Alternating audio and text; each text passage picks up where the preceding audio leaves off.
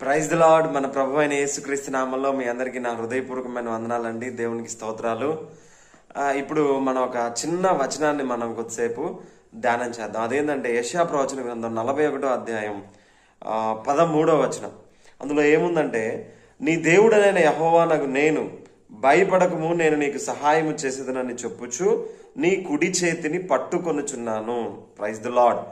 దేవుడు ఈ వాక్యాన్ని ఇశ్రాయేలు ప్రజలను ఉద్దేశించి మాట్లాడుతున్నాడు. ఇది మాట్లాడేటప్పుడు ఇశ్రాయేలు ప్రజల యొక్క పరిస్థితి ఏంటంటే, వాళ్ళు ఒక దాస్యపు దేశంలో ఉన్నారు. ఒక దేశంలో వాళ్ళు దాసులుగా ఉన్నారు. వారి కింద బానిసలుగా కొనిపోబడ్డారు. ఆ రాజు ఈ దేశాన్ని జయించుకొని తీసుకొని వెళ్ళి బానిసలుగా పెట్టుకున్నారు. దాస్యం కింద ఉన్నారు, కట్టబడి ఉన్నారు, బంధకాల మధ్యలో ఉన్నారు. ఆశ అనేది లేకుండా నిరాశలో మునిగిపోయి ఉన్నారు. అలాంటప్పుడు దేవుడు వాళ్ళతో మాట్లాడుతూ, మీరేమి భయపడొద్దు, నీ దేవుడనైన యెహోవానగు నేను నీకు సహాయము చేయుదునని చెప్పుచు నీ కుడి చేతిని పట్టుకొనుచున్నాను. చూడండి, దేవుడు ఎంత గొప్ప వాగ్దానం ఇశ్రాయేలు ప్రజలకి ఇచ్చాడు. నిజంగా దేవుడు ఈ వాగ్దానం కేవలం ఇశ్రాయేలు ప్రజల కోసం మాత్రమే కాదు, కానీ అది ఒక దృష్టాంతంగా మనతో కూడా దేవుడు మాట్లాడుతున్నాడు.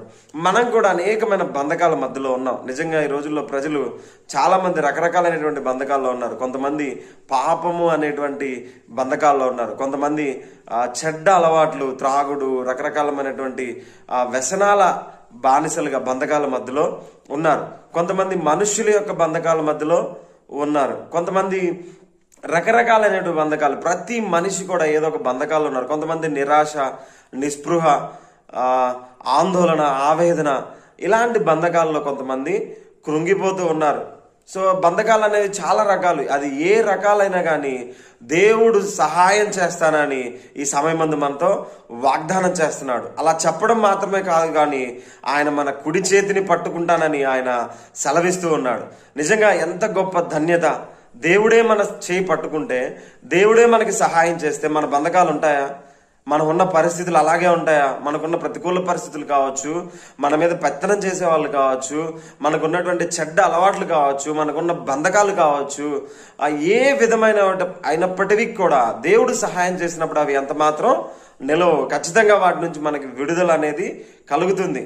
దేవుడు అంత గొప్ప కార్యాలు మన జీవితంలో చేయగలగడానికి సమర్థుడైనటువంటి దేవుడు. కాబట్టి మనం చేయవలసింది ఏంటంటే, భయపడక. ఇక్కడ మాట్లాడుతున్నాడు చూడండి, భయపడకుము.